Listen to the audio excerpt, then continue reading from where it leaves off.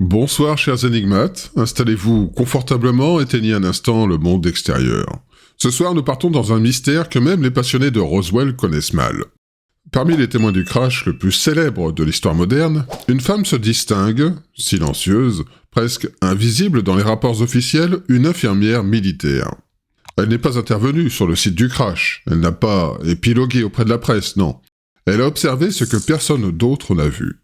Convoquée, escortée, introduite dans une salle blanche aseptisée, une odeur d'iode flotte dans l'air, des hommes sont vêtus de blouse et sur une table d'acier, quelque chose est allongé.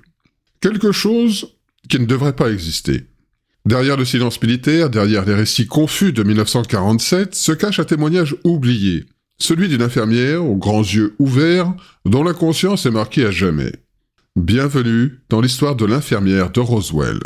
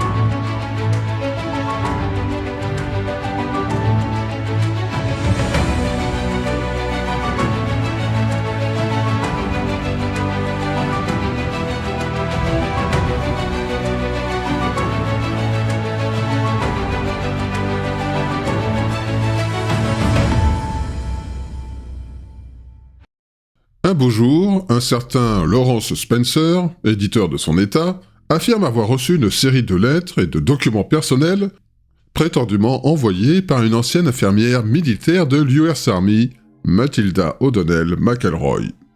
Ces documents, rien de moins qu'un véritable coffre à mystère. Parmi eux, la transcription de l'interrogatoire d'une entité extraterrestre rescapée du crash de Roswell. Spencer compile tout cela dans un livre qu'il publie en 2008 en anglais sous le titre Alien Interview. Dès le préambule, on sent ses précautions, soit pour crédibiliser l'affaire, soit pour se protéger, façon responsable mais pas coupable. Il multiplie les avertissements au lecteur. Le livre serait une œuvre de fiction, rien n'est prouvé, et l'infirmière, si elle a vraiment existé, lui aurait bien envoyé ses documents. Mais à vous de juger. Dans ses pages d'introduction, Spencer raconte avoir reçu, en 2007, une grosse enveloppe expédiée depuis Navan, une petite ville d'Irlande. L'expéditrice est Matilda McElroy. À l'intérieur de cette enveloppe se trouve un mélange étonnant. Des documents originaux et des copies. Des transcriptions d'interrogatoires, des notes tapées à la machine, des carnets manuscrits, d'une écriture qui pourrait bien être celle de l'infirmière. Et pour couronner le tout, un rouleau de négatifs photographiques non développés, prétendument top secret. Mais ce n'est pas tout. L'envoi contient aussi une longue lettre signée Miss McElroy, précisant que ces notes reposent sur ses souvenirs. Des souvenirs très particuliers, puisque, selon elle, ils proviennent d'une communication télépathique avec un extraterrestre.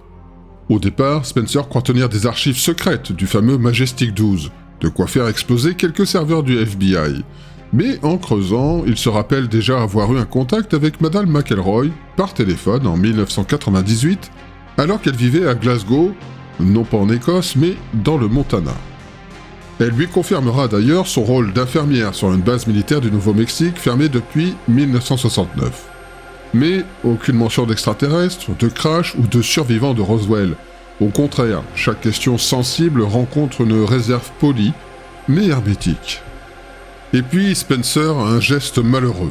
Il brûle tous les documents originaux, les enveloppes, les notes, les manuscrits, au motif d'échapper aux ufologues, aux journalistes et aux agences gouvernementales. Résultat, aucune preuve matérielle, nada, simplement ce qu'il a retranscrit dans son livre.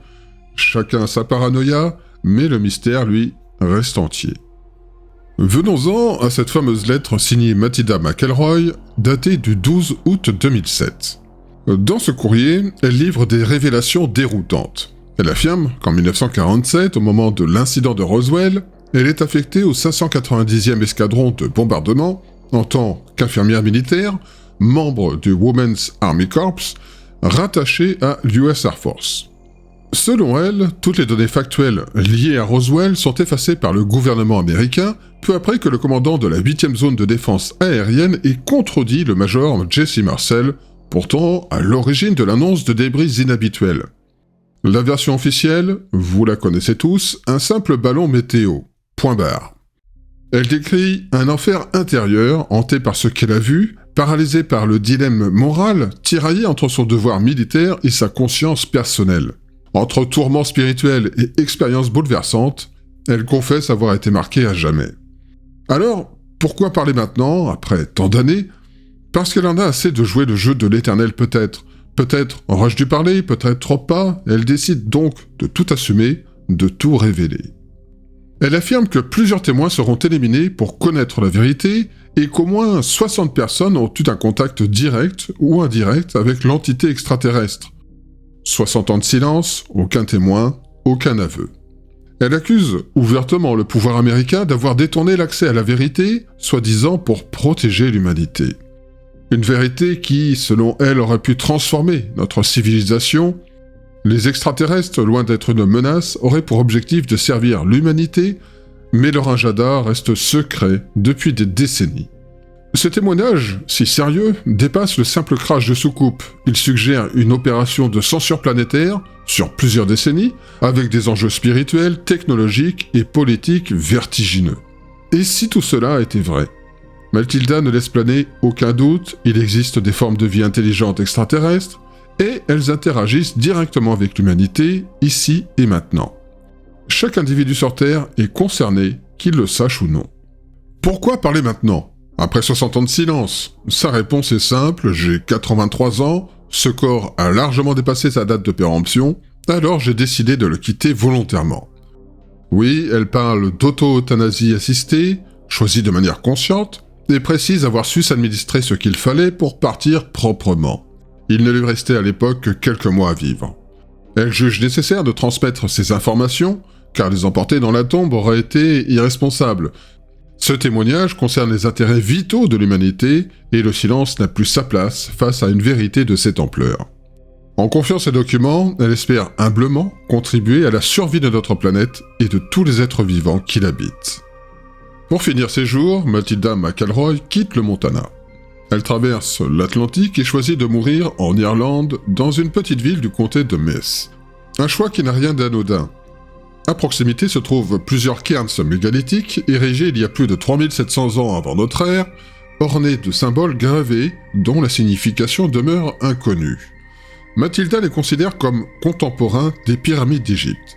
Elle évoque aussi d'autres monuments de pierre non identifiés et surtout la proximité de la colline de Tara, un lieu chargé de légendes. Vu du ciel, le site présente une ressemblance troublante avec Poséidia, l'une des cités centrales de l'Atlantide dans certains récits.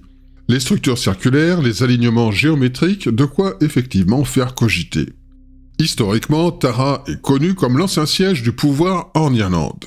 Les textes évoquent 142 rois s'y étant succédés depuis la préhistoire. Dans la mythologie celtique, c'est aussi un lieu sacré, une porte vers l'autre monde, la demeure des dieux. C'est précisément pour cela qu'elle l'a choisi, un dernier clin d'œil, un retour symbolique à l'origine. Elle ajoute qu'il existe plusieurs versions de l'Atlantide.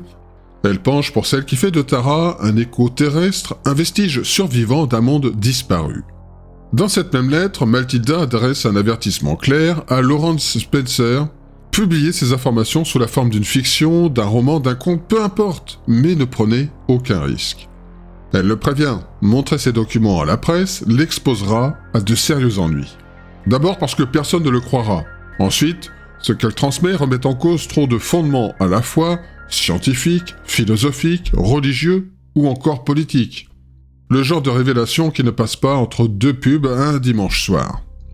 Elle insiste. Ne gardez pas mes documents, faites-en une œuvre de fiction, ceux qui voudront comprendre, comprendront.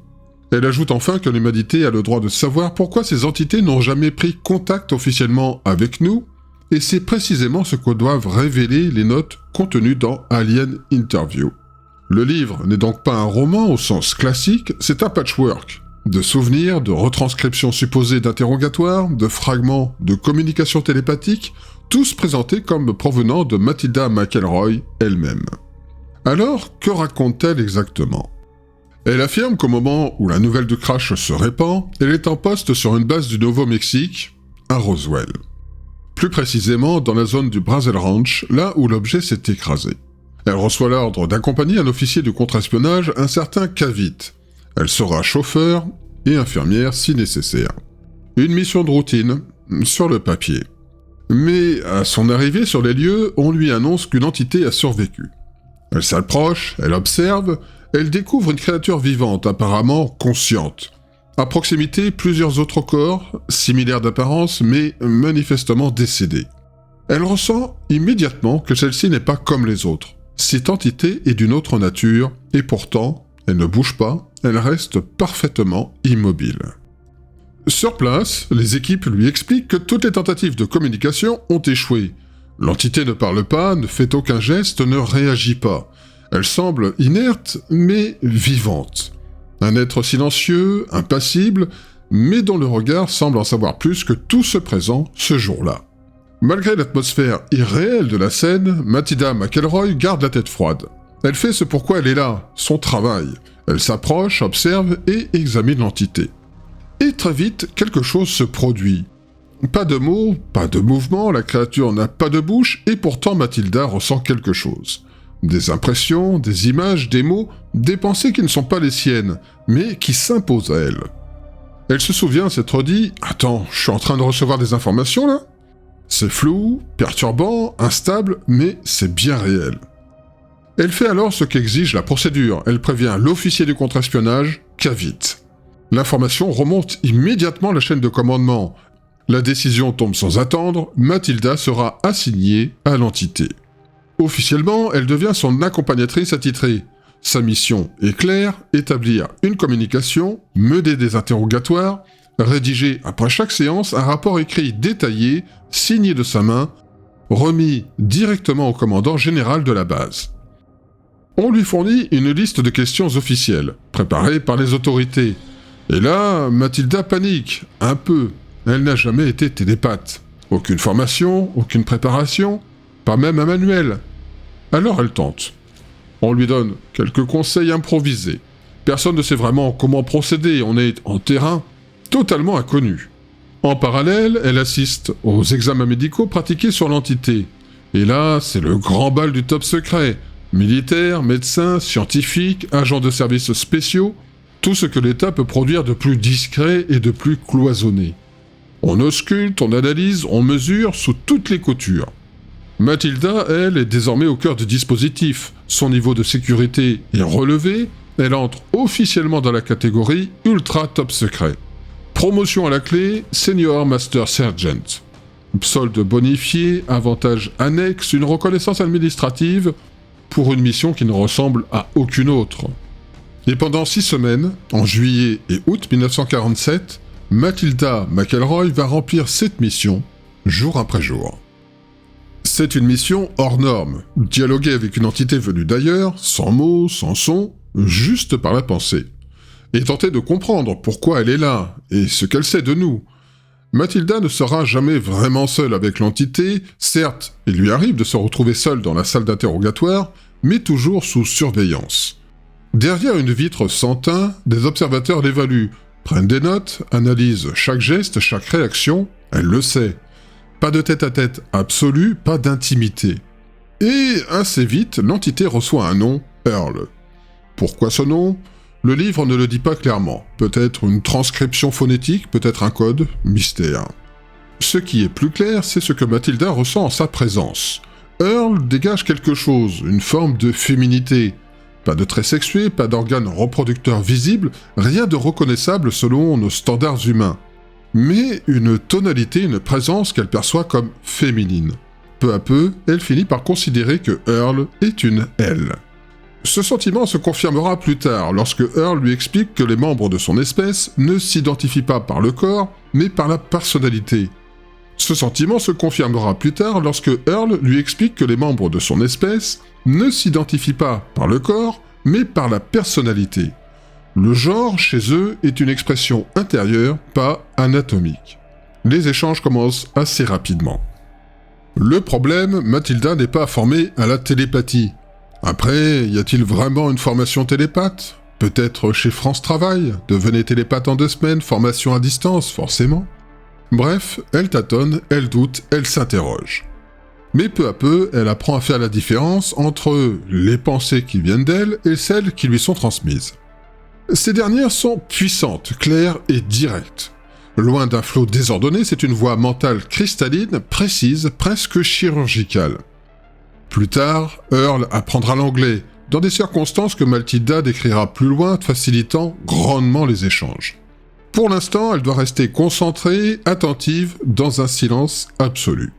Et ce qu'elle découvre, l'entité coopère, mais de manière sélective. Earl répond à certaines questions, en élude d'autres, elle semble vouloir dire la vérité, mais pas toute la vérité, votre honneur. Sur des sujets techniques ou sensibles, elle se ferme. Silence radio. Il y a sans doute de la dissimulation, mais aussi une forme de respect mutuel qui s'installe. Mathilda ressent une empathie inattendue, une douceur contenue. Earl n'est pas hostile, elle n'est pas menaçante. Elle a un regard grave, une intensité presque troublante. Mais ce que ressent Mathilda, au final, c'est un certain apaisement. Comme si, malgré tout ce qu'elle ne dit pas, Earl portait un regard curieux, bienveillant, presque affectueux sur elle. Une relation étrange, mais immédiate, s'installe entre Mathilda McElroy et Earl.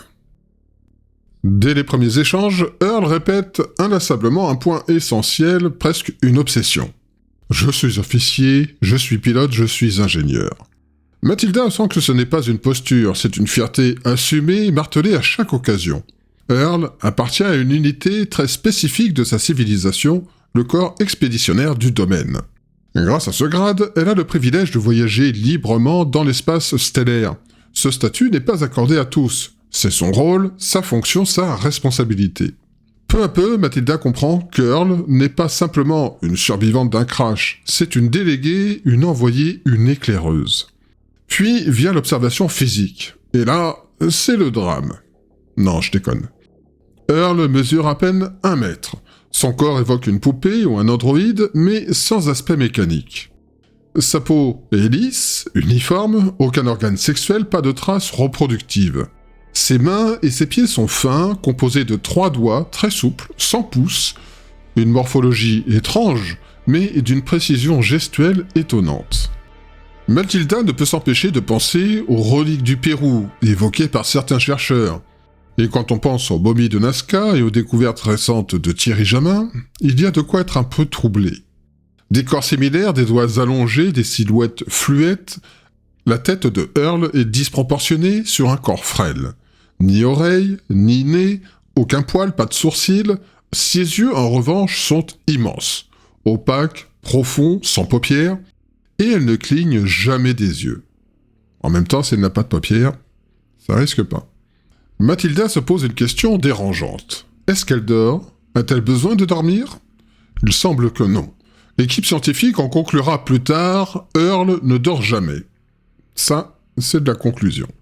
Sa perception visuelle frappe Mathilda. Elle semble voir ce que nous ne voyons pas. Infrarouge, ultraviolet, peut-être plus encore. Elle capte ce que nous ignorons.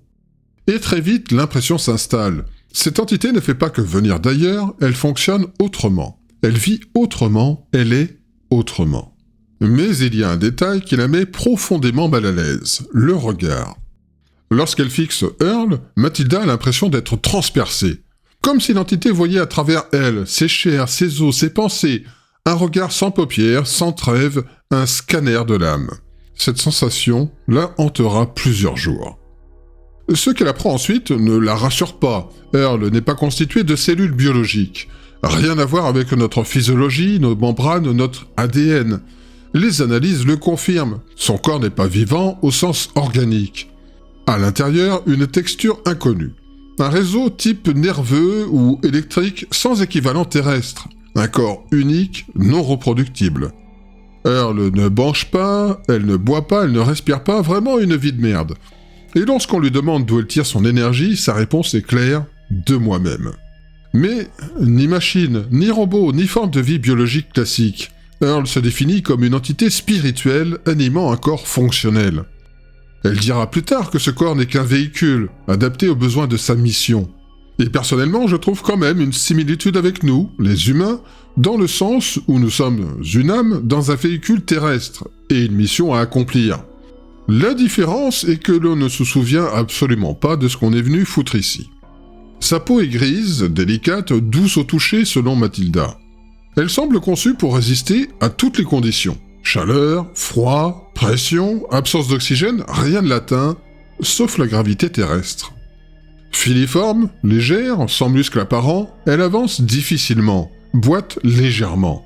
Sur son vaisseau, la pression était calibrée pour elle. Ici, c'est une autre histoire. Mais malgré ses limitations physiques, ce qui anime Earl, c'est autre chose. Une force intérieure, stable, non localisée. Rien de physique, rien de mesurable. Juste une présence qui impose le respect, même aux militaires les plus blasés. Mathilda comprend que cette entité ne vient pas seulement d'une autre planète, non. Earl appartient à un autre ordre de réalité, un rang de l'univers qui échappe à nos cartes, nos télescopes et nos bureaucraties terrestres. Une salle spéciale est aménagée pour les entretiens. Pas un simple bureau militaire, non. Un dispositif complet, calibré pour l'exceptionnel. Micro directionnel, caméra, magnétoscope à bande, sténographe, machine à écrire, et tout un personnel trié sur le volet. Pour la première séance, l'armée déploie le gratin. Linguiste, cryptologue, médecin, psychologue, au cas où Mathilda commencerait à raconter n'importe quoi, et un officier du renseignement linguistique. Et pourtant, malgré cette armée de spécialistes, seule Mathilda comprend ce que dit Earl. La communication reste strictement télépathique. Dès le départ, l'entité clarifie, elle n'a pas été blessée, elle n'a besoin d'aucune assistance médicale, son organisme n'ingère rien, ne consomme rien, ne contamine personne. En résumé, je suis autonome, je suis propre, je suis opérationnel. Ce qui dans le jargon revient à dire « ne m'emmerdez pas ». Commence la séance de questions. Question cruciale. Votre vaisseau contient-il des matières dangereuses ? Réponse, rien de nuisible. L'espace dans son état naturel est exempt de microbes. C'est chez vous que tout se gâte. Puis vient la question stratégique. Votre gouvernement sait-il que vous êtes ici ? Réponse, non, mais il finira par s'en rendre compte. Traduction, la fenêtre de patience humaine est limitée. On ne la gardera pas longtemps avant que quelqu'un vienne taper à la porte. Et la question qui fait frémir l'Assemblée, votre civilisation est-elle technologiquement avancée, militairement puissante ? Réponse, extrêmement, et destructrice. Je vous conseille de ne pas tester. Enfin, sur la présence du vaisseau, c'est une mission de surveillance. Localiser les zones contaminées par les essais nucléaires militaires et les désactiver. Résultat, le crash n'était pas intentionnel, juste un accident dû à notre radar trop curieux. Traduction, on nettoyait votre bordel, vous nous avez flingués par accident. La technologie d'Earl, elle, dépasse notre compréhension. Le vaisseau se pilote par la pensée, la communication avec l'équipage également. Aucun bouton, aucune manette, pas de radio, juste l'esprit pur. Question finale. De quelle planète êtes-vous originaire ? La réponse reste floue. Earl évoque la maison du domaine. Pas de planète, pas de système solaire, une structure intergalactique, un empire ancien et discret, qui observe mais ne contacte jamais officiellement l'humanité. Pas de communiqué de presse, pas de conférence à l'ONU, son rôle et celui de ses semblables se limitent à surveiller et protéger leurs intérêts, discrètement, depuis l'ombre. Et parmi ces intérêts galactiques, devinez quoi ? La Terre. Oui, selon Earl, notre planète fait déjà partie du domaine. Une propriété discrète, un actif stratégique, mais certainement pas un partenaire. Earl précise avec cette distinction glaciale que les gouvernements, vos installations militaires, vos arsenaux, tout cela est négligeable. Traduction, nos joujoux nucléaires et nos guerres de clowns intercontinentaux n'intéressent personne. La Terre est une planète instable, violente, chaotique, un monde où les espèces intelligentes se détruisent en boucle depuis des millions d'années. Et surprise, nous ne serions pas la première civilisation terrestre. Oui, il y en a eu d'autres avant nous, et comme souvent, elles ont disparu. Ils viennent, ils repartent, toujours en spectateurs, et toujours sans se faire voir, ou presque. Le crash de Roswell est une erreur technique, un grain de sable dans un mécanisme millénaire de surveillance. Mais cette erreur pourrait bien avoir ouvert une brèche, laissant filer quelques secrets du domaine. Earl répète sans détour, « Votre civilisation ne présente aucun intérêt. Votre histoire est chaotique, vos comportements primitifs, vos idéaux inexistants. » Mais bon, entre la technologie de 1947 et celle de 2026, Earl ne répéterait peut-être pas la même chose. Puis, dans un souffle de supériorité tranquille, la mienne est supérieure à toutes les autres. Nous avons un plan, un programme, des idéaux élevés, des objectifs millénaires, et nous avons gagné. Et quand elle parle de victoire, oubliez le champ de bataille terrestre. Les conquêtes sont d'un autre genre. Ordre, sagesse, stabilité, domination. Puis vient la description quasi lyrique de son monde. Lieu de civilisation, culture, histoire, ordre, connaissance, sagesse, grande planète, abondance, ressources inépuisables, 3 lunes, 2 soleils. Pourtant, au fil des échanges, Mathilda comprend que cette planète n'existe peut-être pas. La géographie est floue, mouvante, insaisissable. Earl parle de tout, de royaume, de domaine, une civilisation qui dépasse la notion même de territoire. Et ce peuple existe depuis des milliards d'années, littéralement, un chiffre qui écrase la perspective humaine. Puis un petit twist qui laisse Mathilda sans voix. Dieu existe, nous y croyons, il faut le maintenir vivant à jamais. Attendez, quoi ? Le maintenir vivant ? Ici, Earl n'évoque pas un dieu suprême, indépendant, mais un principe cosmique, une fonction à préserver. Pas de prière, pas de culte, juste une nécessité structurelle. Mathilda note, lucide et glacée, une civilisation profondément matérialiste, peut-être athée, et surtout incroyablement orgueilleuse. Froid, logique, stable, mais incapable d'empathie humaine réelle. Et pourtant, malgré ce gouffre entre les perspectives, une étrange confiance s'installe entre Mathilda et Earl. Un lien déroutant, fragile, mais réel. Car oui, même si Earl n'a ni sexe, ni voix, ni cœur, elle fascine, elle intrigue, et surtout elle parle. Par télépathie, certes, pas besoin de micro pour ça. À mesure que les informations affluent, un constat s'impose à Mathilda. La civilisation d'Earl est structurée, millénaire, férocement ordonnée. Elle avance, sans remords, sans doute, animée par une conviction absolue dans le futur, le contrôle et l'expansion. Une fierté froide, mécanique, mais sincère. Earl ne se contente pas de transmettre des données, elle célèbre son monde.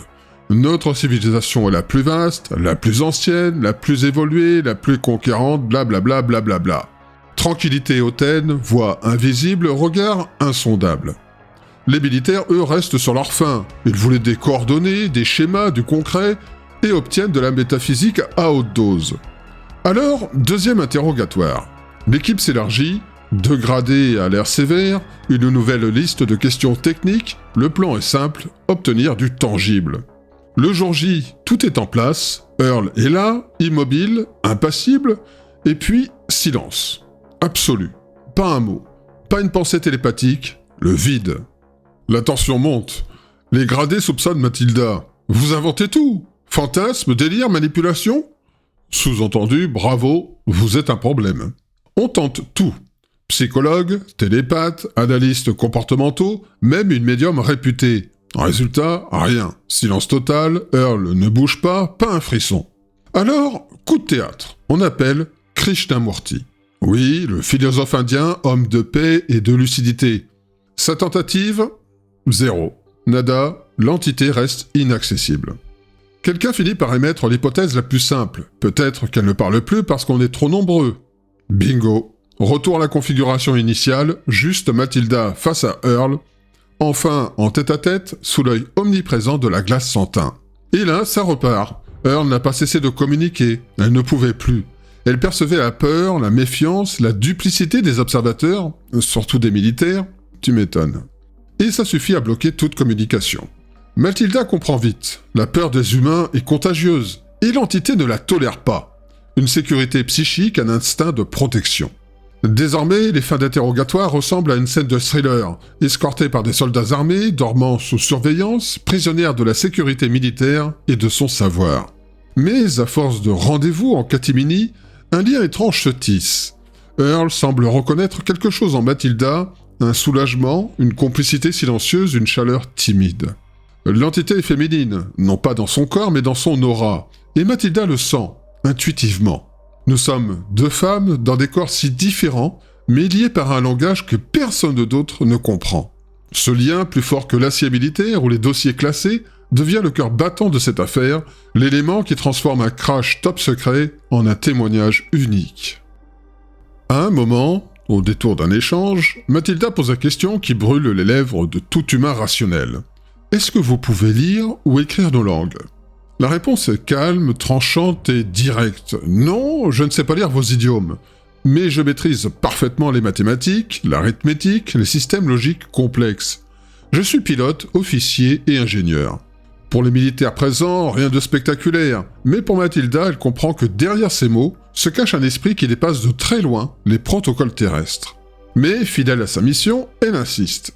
Question imposée par le protocole, l'entité peut-elle tracer des symboles, écrire, dessiner des images mentales ? Earl hésite, puis, avec cette froideur douce qu'on devine calculée, elle répond « Ce serait laisser des traces, trahir ma mission, je ne suis pas autorisé ». Mathilda comprend immédiatement, ce n'est pas un refus technique, mais un refus par loyauté.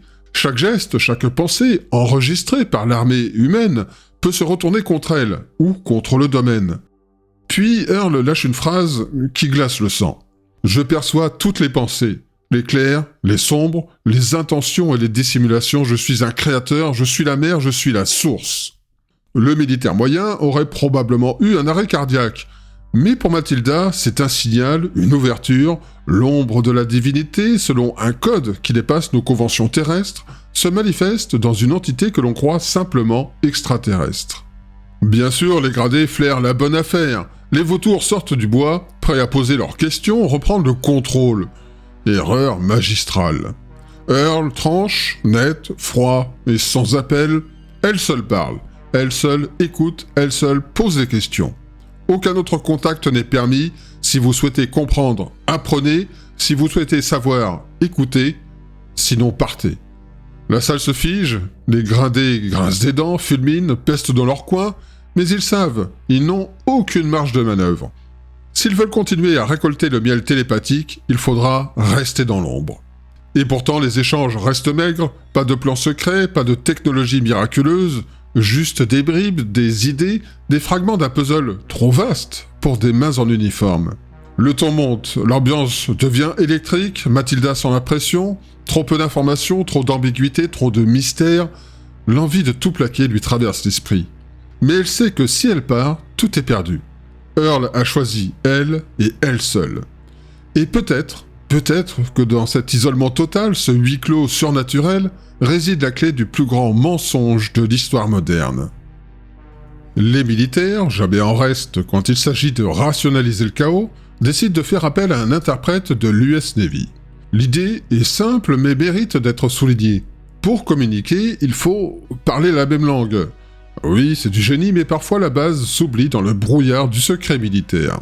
Deux options se présentent. Soit Mathilda apprend la langue d'Earl, ce qui est une utopie totale, soit Earl apprend l'anglais, ce qui paraît une solution réaliste.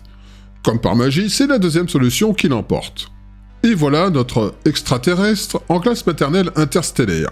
Mathilda, assise à côté d'elle, avec des bouquins pour enfants, des manuels de grammaire, des livres illustrés, les mots sont pointés, les images commentées, et Earl suit avec une attention quasi religieuse. Un brin amusé, elle confie que ça lui plaît, mais elle pose immédiatement ses limites. Elle promet d'apprendre l'anglais, pas de répondre à toutes les questions. Décision de principe, la hiérarchie humaine va devoir composer. Les militaires, visiblement adeptes du sadisme pédagogique, lui fournissent ensuite un manuel du 19e siècle pour apprendre à lire comme un pionnier du Far West. Un alien plongé dans la vie sauvage américaine, c'est cool de ouf. 14 heures de cours par jour, pas de sommeil, de toute façon Earl ne dort jamais. La nuit, elle bouquine, le matin, elle récite ses leçons avec une précision qui laisse Mathilda bouche bée et mentalement à la traîne. La télépathie fonctionne désormais en anglais parfaitement. Pour satisfaire sa soif de précision, Earl consulte un dictionnaire toutes les 2 minutes, histoire de ne pas mal interpréter un mot. Bon, entre nous, l'anglais est un peu limité en termes de vocabulaire, mais elle s'applique. Ensuite, on passe à l'encyclopédie Britannica avec illustration. Mais oui, des petits dessins. Earl adore une image vaut 1000 mots et elle adore les images. Rapidement, elle dévore des centaines de livres en quelques jours. Mathématiques, astronomie, ingénierie, métallurgie, la liste est infinie. Résultat, elle en sait désormais plus que sa prof, et Mathilda assiste, fascinée, aux récitations de son élève extraterrestre, essayant désespérément de suivre le rythme. Puis vient la littérature. Poésie, romans, classiques, Earl engloutit tout sans jamais se lasser. Mais ce qui la passionne vraiment, c'est l'histoire de l'humanité. Elle bombarde Mathilda de questions, curieuse de tout comprendre. Lecture express, en 2 temps 3 mouvements, Earl reste silencieuse et impassible. Mathilda se gratte la tête. Pas un mot, pas un commentaire, rien. Pourtant, Earl n'est pas toujours muette. Elle confie à Mathilda que certains livres l'ont profondément marquée. Alice au pays des merveilles, qu'elle adore, allez savoir pourquoi, et les voyages de Peter Pan, qui la captivent tout autant. Sa morale implicite, mieux vaut avoir un esprit vif et une imagination débordante que le pouvoir ou de grandes compétences. La créativité prime. Au fil des jours, la certitude s'installe. Earl n'est pas seulement brillante, elle est exceptionnelle. Une intelligence rare, une mémoire photographique à faire pâlir n'importe quel ordinateur, une érudition qui dépasse l'entendement humain. Et derrière ce calme olympien se cache une curiosité insatiable. Bref, une élève modèle, version civilisation intergalactique. À partir de là, la salle change de densité. L'air devient épais, presque administratif. Parce que quand une entité extraterrestre multimillénaire vous explique le plus naturellement du monde que vous êtes immortel, 2 réactions sont possibles, soit vous riez nerveusement, soit vous vérifiez discrètement si votre contrat d'assurance vie est remboursable. Mais on y reviendra après. Les militaires, eux, ne rient pas. Ils font ce qu'ils savent faire de mieux, ils prennent des notes, comme si l'éternité pouvait tenir dans un classeur à anneaux. Earl précise, toujours calme, toujours clinique, que l'humain n'est pas un corps. Le corps est un vecteur temporaire, un outil biologique sophistiqué, certes fragile, mais interchangeable. Ce qui importe, c'est ce qu'elle appelle l'essence consciente persistante. Traduction terrestre, l'âme, sans l'encens ni les chorales. Elle explique que l'humanité traverse des cycles, longs, très longs. Des phases d'élévation, de chute, d'oubli, de redémarrage, et que non, ce n'est pas nouveau. Ce n'est pas non plus une punition divine ou un grand complot cosmique. Mathilda écoute, fascinée, mais aussi mal à l'aise, parce que Earl ne parle pas comme un gourou, elle parle comme une fonctionnaire de l'univers qui récite un rapport de mission. Elle affirme que la Terre a déjà été visitée, exploitée, parfois protégée, parfois négligée, par différentes civilisations, à différentes époques. Certaines bienveillantes, d'autres beaucoup moins. Et quelques-unes qui voyaient l'humanité comme un simple stock de ressources cognitives, ce qui, soyons honnêtes, n'est pas si éloigné de certaines pratiques bien humaines. À ce stade de son récit, Earl évoque l'existence d'une puissance antérieure qu'elle ne décrit jamais de façon précise, mais qu'elle désigne comme un empire ancien. Un ensemble politique et technologique qui aurait dominé une partie de l'espace avant de disparaître. Officiellement, cet empire n'existerait plus. Officieusement, du moins selon elle, il ne serait ni totalement éteint ni réellement présent. Plutôt fragmenté, dissous, réduit à des vestiges. Earl parle d'infrastructures laissées derrière lui, des systèmes automatisés, des relais, des mécanismes de contrôle encore actifs, malgré l'effondrement de la structure centrale. Des installations anciennes, fonctionnelles, mais sans autorité identifiable pour les superviser. Elle ne fournit aucun nom, aucune localisation vérifiable, aucun élément distinguant ce qu'elle présente comme un souvenir personnel d'une construction plus théorique. Le concept reste flou, presque abstrait, comme une toile de fond destinée à expliquer l'existence de dispositifs de contrôle qui continueraient d'agir sur Terre. À ce moment précis, son discours quitte le terrain du témoignage pour s'approcher d'une cosmologie globale où l'histoire de l'univers serait structurée par des empires successifs, des chutes et des systèmes hérités devenus autonomes. Des ruines intelligentes, une vision cohérente en apparence, mais impossible à vérifier, et c'est là que ça coince sérieusement. Parce que selon Earl, certaines de ces installations interagissent encore avec la conscience humaine. Pas de laser, pas d'enlèvement hollywoodien, des influences subtiles, des impulsions, des orientations.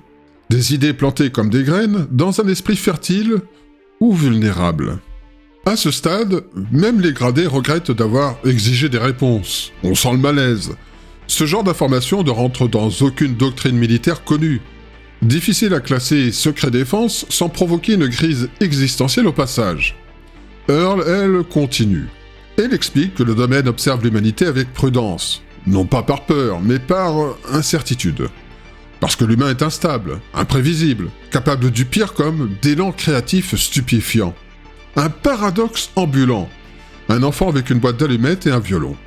Et Mathilda comprend alors quelque chose. Si Earl a accepté de parler, d'apprendre, de transmettre, ce n'est pas par curiosité. C'est parce que quelque chose approche. Pas une invasion, pas un sauvetage non plus, un moment charnière, un point de bascule. Un de ces instants où une civilisation choisit, consciemment ou non, ce qu'elle devient. Avant de se taire définitivement, Earl lâche une dernière phrase, brève, sèche, sans emphase. Vous n'êtes pas observé parce que vous êtes faible. Vous êtes observé parce que vous êtes dangereux, pour vous-même. Rideau. Et une question qui reste en suspens, et si le plus grand secret n'est pas qu'on nous cache la vérité, mais que nous ne soyons pas prêts à la supporter. Earl change complètement de registre. Jusqu'ici, elle a parlé de mission, de surveillance, de l'Ancien Empire. Là, elle bascule dans le presque philosophique, avec une précision digne d'un rapport militaire. Mais attention, un rapport qui vous explose la cervelle. Elle annonce sans détour. Un de ses objectifs principaux est de préserver la myriade de formes de vie sur Terre et de protéger l'environnement. Oui, en 1947. Un extraterrestre écologiste avant l'heure. Mathilda reste interdite, et pourtant, elle sent dans le ton de Earl quelque chose de sincère, presque maternel. Une chaleur étrange et inattendue dans ce corps et cette aura qui n'ont pourtant rien de terrestre. Puis, via le coup de massue, les humains seraient immortels. Mathilda est bouleversée. Earl, remarquant son trouble, se contente d'un calme clinique. « Je vais te montrer. » Et là, pas de théâtre, pas de mise en scène, Mathilda se retrouve littéralement hors de son corps. Suspendue au plafond, observant la pièce, elle-même, Earl, les militaires, le monde, panoramique totale, acuité surnaturelle. L'expérience est déstabilisante et vertigineuse. Elle comprend, au moment de revenir dans son corps, qu'elle vient de vivre quelque chose de spirituellement majeur. Elle n'est pas juste un amas de cellules, elle est un esprit, un Isby. Earl précise alors. Tous les êtres physiques sont des êtres spirituels immortels, les humains compris. Pour formaliser cette idée, elle invente un terme, Is-Be. Is, parce que l'être existe intemporellement, Be, parce qu'il choisit librement d'être. La double qualité, être et vouloir être, définit la véritable essence. Peu importe la souffrance, l'ignorance ou l'oubli, chaque humain est un Is-Be, qu'il en ait conscience ou non. Tous les Is-Be sont des créateurs. Pas des figurants de l'univers, ils inventent, façonnent, modèlent la réalité, génèrent l'illusion de la matière et de l'énergie. L'univers, un décor projeté par des consciences conscientes. D'ailleurs, si vous vous intéressez à la sortir du corps, vous entendrez ces personnes parler de création. Mais en 1947, imaginez la tête des militaires en entendant ça. Un peu comme si on leur disait que leur manuel de stratégie et leur base secrète ne sont que des Sims pour esprit divin. Earl explique que cette frénésie créative est née d'un ennui fondamental, abyssal. Pour tromper le vide, les Is-Be façonnent l'espace, placent des particules et génèrent la vie. Mais attention, cette illusion doit être entretenue sans cesse, sinon elle disparaît, littéralement. L'univers que nous croyons solide, une série de bulles individuelles fusionnant, sans trop choquant parfois, l'atelier Lego du cosmos, version divine et légèrement sadique. Et pour couronner le tout, les Is-Be vivent dans un présent éternel, obsédés par l'admiration des autres. Leur moteur, la reconnaissance. Tant qu'une de leurs créations n'est pas admirée, les Is-Be recommencent, peaufinent, améliorent, jusqu'à ce que quelqu'un dise enfin « c'est magnifique ». Ego cosmique ou pédagogie universelle, on hésite entre frisson et rire nerveux.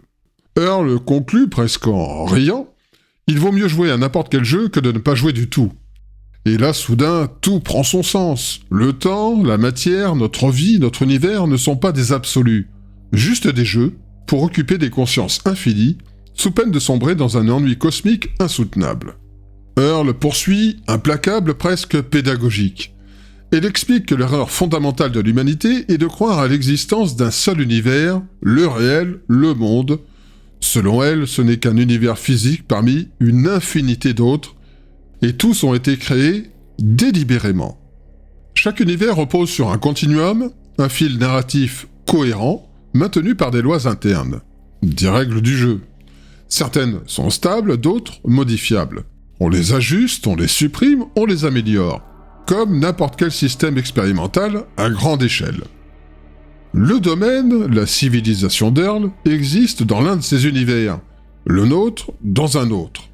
Deux volumes distincts d'une immense bibliothèque d'illusions, entretenus non pas par nécessité cosmique, mais pour une raison bien plus dérangeante. Continuer à jouer. Ne pas sombrer dans le vide. Et là, mes énigmates, je ne peux avoir qu'une pensée pour la fin du film du premier Men in Black, où l'on voit des extraterrestres jouer aux billes avec les univers.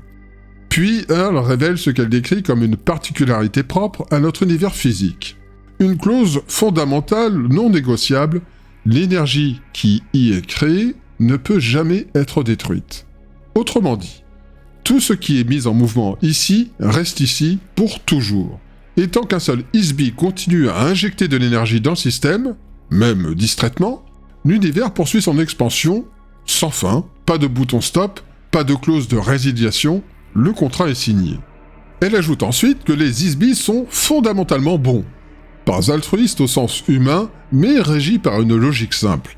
Ne pas infliger à autrui ce qu'ils ne voudraient pas subir eux-mêmes. Avant que quiconque ne dégaine une auréole, elle tempère aussitôt. Chez eux, le bien, le mal, le vrai, le faux, le beau ou le laid sont des concepts subjectifs, personnels, variables, et parfois franchement expérimentaux. Puis vient la phrase qui fait tout basculer, calmement, sans emphase, elle lâche « Le concept humain le plus proche pour décrire un ISBI est celui de Dieu. Omniscient, omnipotent, infini », et dans la foulée, elle fixe Mathilda et ajoute « Vous êtes des dieux, tous, puisque vous êtes des ISBI. » Silence, disjonction cognitive, rideau mental qui tombe d'un coup, mais Earl ne s'arrête pas là. Elle explique que les ISBI humains sont bridés, piégés, non par une force extérieure, mais par leurs propres croyances. En niant l'existence d'autres univers, ou pire, la possibilité même de leur existence, ils cessent de créer. Ils abandonnent leur capacité de projection, et l'illusion se referme. Le piège, insiste-t-elle, n'est pas imposé, il est auto-construit. Des chaînes forgées, non pas en fer, mais en idées, et plus on y croit, plus elles tiennent. Elle change alors de registre et revient à des éléments beaucoup plus concrets, son arrivée sur Terre. Sa mission initiale est claire, documentée, presque banale, surveiller les essais nucléaires au Nouveau-Mexique, relevé de radiation, observation à distance, rien de spectaculaire. Jusqu'au moment où son vaisseau traverse ce qu'elle appelle une poudre, une perturbation électromagnétique massive liée à une déflagration. Perte de contrôle, crash, et voilà comment un officier du domaine finit dans le désert loin de sa station orbitale. Ce qu'elle révèle ensuite éclaire tout le reste.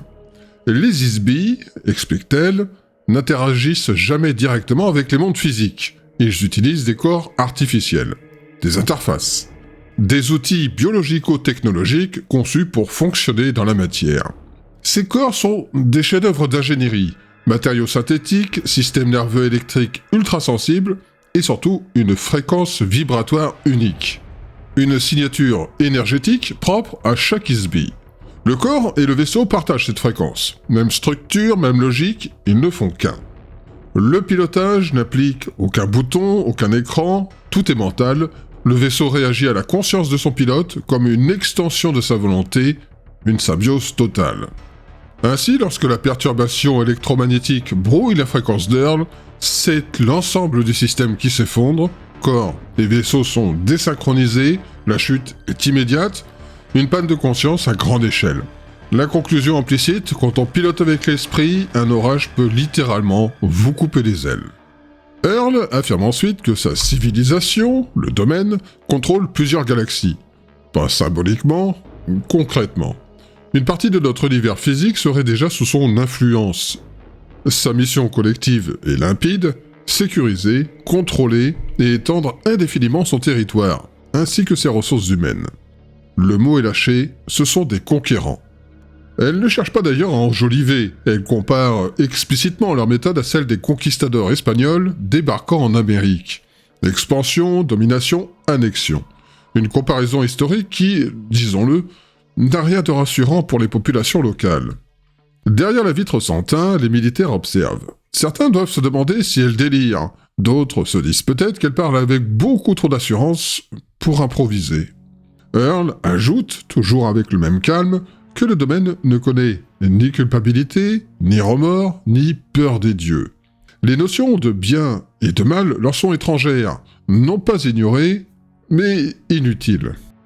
Ce type de discours, d'ailleurs, se retrouve régulièrement dans les témoignages d'expériences hors du corps, comme si ces concepts disparaissaient dès que l'on quitte le cadre strictement humain. Puis, elle enfonce le clou. Concernant l'annexion de la Terre, les dirigeants du domaine font un choix stratégique. Ne rien révéler aux indigènes, entre guillemets. La discrétion est une nécessité opérationnelle, leur présence doit rester invisible, pas d'annonce officielle, pas de contact global. Elle explique ensuite que le corps expéditionnaire du domaine a pénétré la Voie lactée avec pour objectif principal de conquérir les planètes mères de l'ancien empire, présenté comme le gouvernement central de notre galaxie. Une guerre froide galactique à une échelle qui rend nos conflits terrestres presque folkloriques. La planète mère de cet ancien empire se situerait dans la constellation de la Grande Ourse, une localisation rarement évoquée dans les récits extraterrestres, mais pas totalement absente de certaines traditions ufologiques. Environ 1500 ans plus tard, le domaine installe des bases selon un axe menant vers le centre galactique, une obsession stratégique majeure, leur Graal. Earl affirme également que la ceinture d'astéroïdes entre Mars et Jupiter serait le vestige d'une planète détruite il y a des milliards d'années. Une base y serait installée, servant de plateforme à faible gravité pour les vaisseaux du domaine en route vers le centre de la galaxie. Plusieurs corps célestes du système solaire sont des zones d'intérêt prioritaire, certains astéroïdes, la face cachée de la Lune, et dans une moindre mesure Vénus et Mars. Des structures en coupole y auraient été construites à partir de gypse, une ressource abondante. Selon elle, la Terre serait déjà annexée sans que ses habitants en aient conscience. Autant dire que Mathilda commence sérieusement à transpirer, et à partir de ce moment-là, lever les yeux vers le ciel n'a plus la même saveur. Lorsque les questions se multiplient, Earl se ferme à nouveau. Elle soupçonne une orchestration. Les questions viendraient de l'assistance, son terme pour désigner les militaires et agents de renseignement qu'elle méprise ouvertement. L'ultimatum est clair, elle ne répond qu'aux questions posées directement par Mathilda McElroy. Sous pression, Mathilda finit par poser une question plus précise. Earl révèle alors qu'il y a environ 8200 ans, le domaine a implanté une base sur Terre, dans l'Himalaya, à la frontière du Pakistan et de l'Afghanistan. Une installation de près de 3000 ISBI, dissimulée à l'intérieur d'une montagne et protégée par un hologramme masquant totalement l'entrée. Invisible, littéralement. Des sociétés humaines occupaient déjà la région. Il y eut donc des contacts. Ce sont des échanges qui donneront naissance aux hymnes védiques, intégrés progressivement dans la culture locale avant de se diffuser en Inde. Un officier du domaine, incarné dans un corps humain biologique, portera le nom de Vishnu, une figure divine pour les traditions indiennes, décrite ici comme un acteur central de conflits opposant le domaine à l'ancien empire. Mais la situation dégénère. La base himalayenne est prise d'assaut par les forces de l'ancien empire. Et, révélation supplémentaire, cet empire dispose toujours d'une base sur Mars, dans la région de Sidonia, la même où se situe le fameux visage martien. Le domaine pensait cette base détruite. Quelle erreur! Les écrans de force qui la protègent sont indétectables, rendant le centre de contrôle introuvable. L'ancien empire n'a donc pas disparu, il agit désormais de manière plus diffuse, plus subtile, tout en conservant une influence dans plusieurs zones de la galaxie, et même au-delà, des territoires que le domaine compte bien conquérir à terme.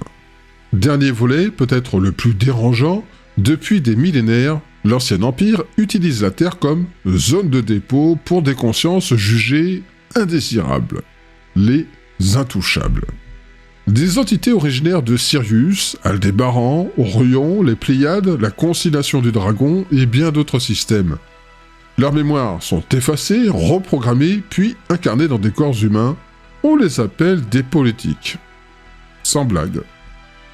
La Terre devient ainsi une prison cosmique à ciel ouvert, expliquant la diversité extrême des cultures, des croyances, des langues et des visions du monde.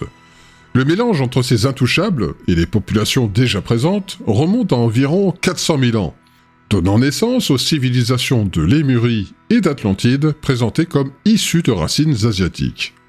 Après un basculement de l'axe terrestre et des catastrophes majeures, ces civilisations disparaissent. Les intouchables se diffusent ensuite en Inde, en Amérique centrale, en Mésopotamie, en Égypte, en Grèce, à Rome et en Europe médiévale.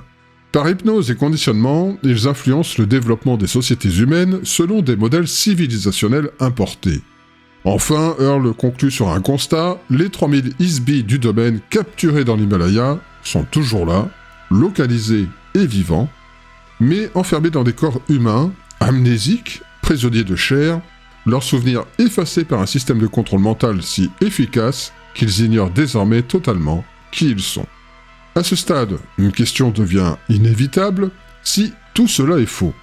Pourquoi un tel niveau de détail? Et si une part est vraie, qui, autour de nous, joue sans le savoir un rôle beaucoup plus ancien que l'humanité elle-même? Dernier point d'importance, et pas des moindres, selon Earle, en 1235, notre système solaire aurait été le théâtre de batailles titanesques entre l'Ancien Empire et ses adversaires. Résultat officiel, les forces opposées sont vaincues, mais l'ombre de l'Ancien Empire plane toujours, subtile et tenace, sur certains individus ici sur Terre. Invisible, mais palpable, un petit piment historique dans notre récit planétaire. Earle décrit l'Ancien Empire comme une civilisation galactique totalitaire, une vraie pyramide de despotes. Chaque planète est dirigée par des tyrans cyniques. Au sommet trône un monarque aux pouvoirs phénoménaux. Ce régime dépasse de loin tout ce que les nazis ont pu imaginer. Oui, rien que ça. Les habitants, des esclaves décérébrés, manipulés à l'extrême. Les élites jouissent de dépravation dégradante. Cannibalisme, jeu sanglant digne de la Rome antique, mais en version hardcore. Bref, un cauchemar galactique. Et comme si ça ne suffisait pas, l'Ancien Empire est très fort pour se tirer des balles dans le pied. Bombes atomiques, armes laser, destruction planétaire, juste pour s'amuser. L'ennui galactique, c'est visiblement sérieux. Et quand il quitte un système, il laisse des pièges sophistiqués. Champs électromagnétiques détectant les vaisseaux du domaine, capturant les Isbi, leur effaçant la mémoire et implantant de faux souvenirs. La réincarnation version Matrix mène in Ancien Empire, et voilà pourquoi la croyance dans le paradis ou la vie après la mort serait, selon Earle, juste un conte pour enfants. La Terre est une prison pour intouchables. Criminels, dissidents, libres penseurs, artistes rejetés, scientifiques trop originaux, tous mis ici pour survivre à l'ombre de l'Ancien Empire. Un cocktail explosif qui explique beaucoup de choses, pourquoi l'innovation et la créativité humaine survivent malgré tout. Earle attaque le temps. Attention, pour comprendre l'histoire, il faut accepter qu'il soit relatif. Pas une ligne droite, mais un ruban sinueux, parfois circulaire, parfois franchement capillotracté. L'histoire n'est pas linéaire, c'est le point de vue du survivant qui compte, pas celui de la victime passée à la casserole. Les événements sont interactifs, concurrents, parfois simultanés. En résumé, le temps est un joyeux bazar. Les Isbi, eux, existent avant le Big Bang, immortels, indestructibles, porteurs des mémoires de milliards d'années. Ils créent l'illusion de la matière et de l'énergie comme on joue au Lego. Pas de pause possible, sinon l'univers s'effondre. Leur créativité est le ciment du réel. Earle explique ensuite les prisons corporelles. Certains Isbi sont capturés par d'autres groupes galactiques, enfermés dans des corps humains pour servir de main-d'œuvre. Le biologique, c'est la prison dorée. Elle se permet une petite pique. Les scientifiques terriens sont des amateurs, obsédés par le carbone 14 et autres mesures bidons, alors que l'univers fonctionne selon des constantes bien plus simples, comme le sable et le silicium. Elle remet alors l'histoire humaine à l'endroit. Selon elle, les administrateurs de l'Ancien Empire ont créé le panthéon des dieux égyptiens. Les prêtres égyptiens sont les gardiens de la prison mentale, chargés de convaincre les humains qu'ils ne sont que des corps, sans mémoire ni nature créatrice. Entre 1500 et 1200 ans avant Jésus-Christ, bataille majeure entre le domaine et l'Ancien Empire, la tentative d'éveiller certains humains à leur état d'être spirituel immortel est un échec, car les prêtres imposent un monothéisme simplifié. Naît ainsi Moïse et son Dieu unique, tandis qu'Akhenaton se fait assassiner pour avoir tenté de prêcher l'adoration d'Aton. Les prêtres d'Amon, eux, représentent l'Ancien Empire sur Terre, garantissant que le statu quo religieux perdure. Et le buisson ardent ? Non, ce n'est pas Dieu, juste un agent de l'Ancien Empire spécialisé en hypnose et feu d'artifice qui remet les 10 commandements à Moïse. Yahvé, nom inventé, langue alien, rien de divin, fake news antique, version XXL. Earl revient sur l'intérêt que le domaine porte à la Terre, avec un soupçon d'ironie. Vous, les terriens, vous avez quand même beaucoup de courage de venir jusque-là. Pour nous, c'est un exploit incroyable de vous voir parce que vous êtes complètement psychotique et incontrôlable. On y va à reculons, on préfère se planquer. Pas faux. Elle ajoute, presque en passant, on reprendra peut-être le contrôle chez vous d'ici 5000 ans. En attendant, des cargaisons d'intouchables continuent d'arriver sur Terre. Chaque nouvel arrivant subit un effacement de mémoire et est remis dans le rang. Tranquille, mais sans échapper à l'ombre du domaine. Quant à la planète elle-même, Earl reconnaît sa beauté. Mais côté stabilité, c'est la cata. Croûte terrestre mobile, inversion des pôles magnétiques tous les 200 000 ans, raz-de-marée, tsunami, volcan, un vrai parc d'attractions pour cataclysme. Et elle s'étonne que des êtres comme nous puissent encore y survivre sans sombrer dans la folie. Elle ajoute un détail technique qui peut faire sourire. Votre atmosphère, votre densité, votre gravité, on se casse la figure pour un rien quand on vole chez vous. C'est une vraie galère pour la navigation de nos vaisseaux. Bref, la visite n'est pas une promenade de santé. Pour calmer le lecteur et les militaires à qui elle parle, Earl précise que la Terre n'est pas leur priorité. Ce qui les intéresse vraiment, c'est le centre de la galaxie, là où résident les civilisations majeures. Vous êtes vraiment des moins que rien, conclut-elle avec un léger sourire. Puis, elle explique le mécanisme de capture des Isbi. La méthode la plus efficace consiste à enfermer un esprit immortel dans un corps physique.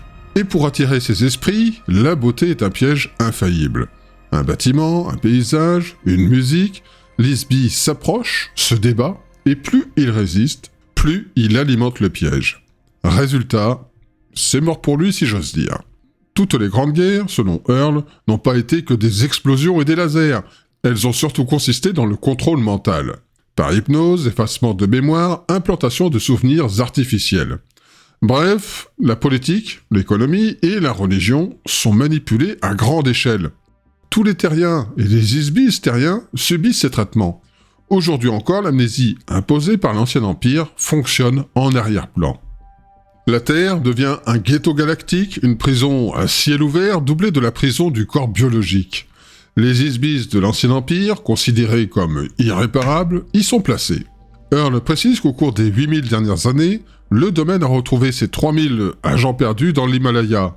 Mais restaurer leur mémoire est un échec total.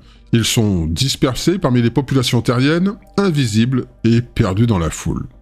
Elle explique être en contact quasi permanent avec un officier de sa station dans la ceinture d'astéroïdes pour compiler l'histoire de la Terre. Ainsi, elle retrace les grandes étapes. Vers 208 000 avant Jésus-Christ, l'Ancien Empire conquiert la planète avec des armes nucléaires. Une longue période de silence radioactive suit, avant que le domaine n'intervienne, nettoie le territoire et envoie des migrants d'une autre galaxie, cette fois-ci libre et bâtissant une nouvelle civilisation. Cette civilisation, ultra ancienne, aujourd'hui oubliée, possédait des technologies avancées. Villes futuristes, bateaux, avions, bien loin du feu de bois et de la roue. Vers 75 000 avant Jésus-Christ, l'Atlantide et la Lémurie existent déjà comme refuge galactique, fuyant guerre et persécution. Les Atlantes et les Lémuriens sont des civilisations dites électroniques, dont une partie sera anéantie par l'Ancien Empire. Earl en trace la descendance. Les populations de Chine et d'Asie de l'Est seraient issues des Lémuriens, l'Australie en constituant le centre. La chute de la Lémurie est provoquée par l'explosion simultanée de volcans majeurs, le Krakatoa et le Toba, générant tsunami, glaciation et destruction massive. L'Atlantide subira le même sort, engendrant le mythe du déluge. Bref, la Terre vue par le domaine est un théâtre de catastrophes planétaires, un laboratoire de l'histoire galactique, et surtout un endroit où l'on ne rigole pas avec la survie. Mais ce n'est pas tout. Earl évoque également des guerres galactiques remontant à 70 millions d'années. Selon elle, les dinosaures ne se seraient pas éteints à la suite d'un banal impact d'astéroïdes, comme le consensus scientifique le soutient, mais auraient été éradiqués lors d'un conflit intersidéral majeur ayant eu lieu dans notre propre système solaire. Une guerre d'ampleur telle qu'elle aurait affecté l'ensemble des planètes voisines, ambiance Star Wars, version Crétacé. On notera au passage que Vénus, déjà peu accueillante, ne s'en serait visiblement jamais remise. Un saut temporel plus loin, aux alentours de 30 000 avant notre ère, apparaissent les fameuses intouchables. Des exilés de l'Ancien Empire, des indésirables administratifs, politiques ou idéologiques. Earl insiste sur un point. Dans ces civilisations galactiques, l'ordre est absolu. Toute infraction, même mineure, est sanctionnée. Elle donne un exemple qui, avouons-le, frôle l'absurde. Une fraude fiscale, même involontaire, même une virgule mal placée peut valoir une déportation vers la Terre. Elle réaffirme ensuite que l'humanité n'est pas originaire de la Terre. La race humaine ne serait pas née ici, mais résulterait d'un assemblage d'isbies recyclés, issus de multiples civilisations interstellaires. Une population importée, nettoyée, réinitialisée, puis relancée dans le circuit biologique. La machine tourne toujours. Pour maintenir ce système, Earl affirme que des stations d'amnésie sont encore actives. Certaines se situeraient sur Mars, d'autres sur Terre. En Afrique, près du mont Venzori, au Portugal ou encore dans les Pyrénées. Ces installations diffuseraient des champs électromagnétiques capables de détecter, neutraliser et capturer les isbies non autorisés.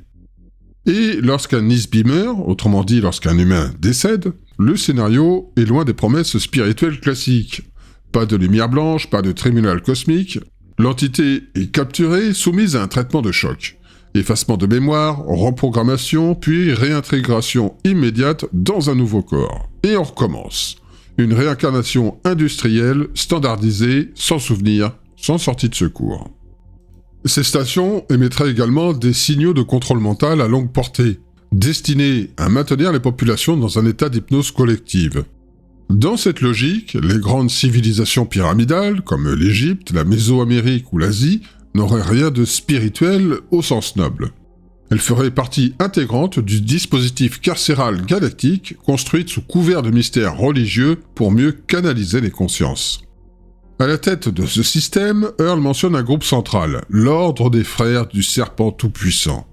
Une élite héritière de l'Ancien Empire, leur signature se retrouve partout, dragons, serpents, entités hybrides. Pas des symboles décoratifs, mais des logos de gestion pénitentiaire. Concernant les grandes structures mégalithiques, Earl est catégorique. Elles ont été conçues ou supervisées par les ingénieurs de l'Ancien Empire. Les blocs auraient été découpés au laser, déplacés par champ de force, assemblés avec une précision compatible avec les outils officiellement connus. Elle précise néanmoins, petite pique au passage, que malgré leur technologie, certains chantiers sont réalisés à la va-vite, de la maçonnerie intergalactique low cost. Elle affirme aussi que la grande pyramide de Gizeh n'est pas la plus ancienne. D'autres structures bien antérieures auraient existé, mais aujourd'hui disparues. Ces civilisations, dites à pyramide, auraient toutes été influencées, voire contrôlées par les mêmes acteurs. En Mésopotamie notamment, Earl évoque des bases secrètes opérées par des prêtres, dissimulant une technologie avancée derrière une façade religieuse sophistiquée. Mathématiques sacrées, symbolisme, rites complexes, tout est pensé pour fasciner et désarmer l'esprit critique. Pour renforcer l'emprise, l'Ancien Empire aurait conçu des divinités hybrides, mi-humaines, mi-animales. Non par folklore, mais pour créer confusion, admiration et soumission. Les prêtres sont des agents de contrôle, les pharaons eux-mêmes ne seraient que des isbies amnésiques placés au sommet d'un système qu'ils ne dirigent pas. Leur mission est simple, faire oublier à chaque humain sa nature réelle, celle d'un esprit immortel et créateur. L'immortalité devient un privilège réservé à une élite, pour les autres, oubli, obéissance et recyclage. Des pyramides aux dieux hybrides, des prêtres aux pharaons neutralisés, le plan de l'Ancien Empire apparaît d'une cohérence glaçante, captiver mystifié, effacé. Et pour être sûr que personne ne se réveille, on a ajouté un peu de folklore. Vers 15 000 ans avant Jésus-Christ, Earl situe les forces de l'Ancien Empire dans les Andes boliviennes, près du lac Titicaca, pour une exploitation minière hydraulique. La fameuse Porte du Soleil serait l'un des derniers vestiges visibles de cette opération industrielle intergalactique, carte postale ou zone industrielle, à vous de juger. 11 600 ans avant notre ère, patatras, l'axe polaire terrestre se déplace brusquement, glissant vers l'océan. Conséquence immédiate, fonte des calottes, tsunami, inondation massive. Et avec ça, l'engloutissement final de l'Atlantide et de la Lémurie, fin de parcours de ces civilisations. Vers 10 450 avant Jésus-Christ, le dieu Thoth aurait dessiné la grande pyramide de Gizeh. Alignement parfait vers les étoiles majeures de l'Ancien Empire et le baudrier d'Orion, tout est pensé pour l'observation galactique, pas pour le tourisme. Earl précise que le Sphinx n'abrite aucune salle secrète intacte, tout ce folklore de chambre du savoir éternel est une fable poussiéreuse. Quant à Djéouti, c'est le premier administrateur technique de l'Ancien Empire, ingénieur reconverti en dieu local, le dieu Thoth. Il introduit le rituel de l'ouverture de la bouche pour libérer l'âme du défunt, et hop, captation et réinitialisation immédiate. La réincarnation devient un manège bien huilé, le défunt pensant franchir l'au-delà, alors qu'il repart pour un tour. Ironie garantie. Earl évoque encore 8212 avant Jésus-Christ avec l'introduction des hymnes védiques. Initialement un concentré de sagesse, ces textes sont manipulés par l'Ancien Empire.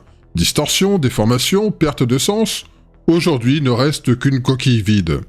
Elle précise que certains survivants de l'Empire déchu se sont réfugiés sur Terre, infiltrant la population humaine. On les retrouve dans les textes bibliques sous le nom de Néphilim, les fameux fils des dieux, mais spoiler, pas de divinité ici, juste des corps biologiques d'anciens guerriers interstellaires planqués sur la planète de second choix.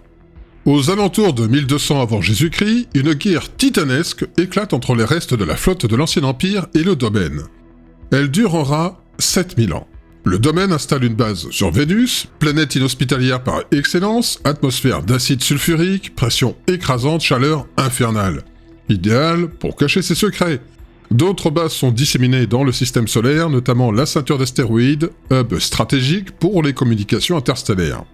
Entre 3450 et 3100 avant notre ère, l'Ancien Empire est finalement éradiqué. Les premiers pharaons humains prennent le relais, Ménès unifie la Haute et la Basse-Égypte. Cette fois, humain pur sang, pas d'isbis galactique, pas de mémoire effacée, pas d'hypnose cosmique. Puis, vers 3172 avant Jésus-Christ, un réseau astronomique est mis en place dans les Indes et en Amérique du Sud. Tiwanaku, Cusco, Quito, Machu Picchu, Pachacamac. Ces sites ne sont pas de simples cités cérémonielles, ce sont des stations d'observation et de relais énergétiques, appuyés par des exploitations minières, pour l'étain, les métaux rares, peut-être de l'or, tout cela pour maintenir le contrôle technologique et énergétique en lien direct avec les civilisations extérieures à la Terre. Bref, sous ce décor exotique se cache une organisation interstellaire millénaire où chaque montagne, chaque pierre et chaque alignement astronomique a une fonction stratégique.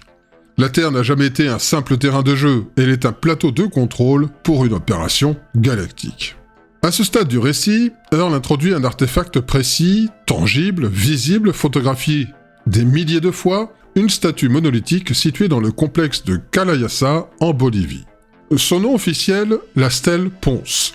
Un bloc de pierre dressé, massif, au visage géométrique, figé dans une posture d'attente éternelle. Pour l'archéologie classique, il s'agit d'une sculpture rituelle. Pour le Earl, absolument pas. Elle affirme que cette statue représente un mineur de l'Ancien Empire, un opérateur industriel et équipé. Sur le flanc droit de la stèle, une forme rectangulaire attire l'attention. Pas un sceptre, pas un outil symbolique, selon elle, il s'agit d'un pistolet laser rangé dans son étui, fonctionnel et prêt à l'emploi. À partir de là, la logique qu'elle déroule est implacable, du moins dans son propre cadre. Les outils ayant permis de tailler des mégalithes aux angles impossibles, de découper le basalte avec une précision chirurgicale, ne relèvent pas de la technologie humaine primitive. Pas de burin en cuivre, pas de cordes, pas de génie oublié, mais une technologie de découpe par faisceau concentré, de la lumière dirigée. Fin de la démonstration. Earl précise toutefois un point important, ces sites autrefois sous contrôle de l'Ancien Empire ne le sont plus. Ils auraient été récupérés par le domaine. Changement de propriétaire, changement de logo, mêmes infrastructures, certains vestiges visibles aujourd'hui porteraient encore la trace de ces successions de domination. Elle cite alors Teotihuacan, au Mexique, le lieu où les dieux sont nés. Pour Earl, ce n'est pas une image poétique, mais un centre opérationnel désaffecté, une ancienne plateforme d'activité extraterrestre, abandonnée certes, mais pas neutre. Même traitement pour Gizeh. La Grande Pyramide ne serait ni une tombe, ni un monument symbolique. Elle représenterait une maquette du système solaire à l'échelle. Achevée tardivement, vers 2450 avant Jésus-Christ, elle n'aurait jamais accueilli de dépouilles. Aucun corps, aucun sarcophage fonctionnel, juste une structure astronomique ou énergétique. Sa position, exactement au centre de gravité des masses continentales, aurait été calculée à l'aide de vaisseaux d'observation orbitales. Le hasard ici est prié de rester à l'extérieur du plateau.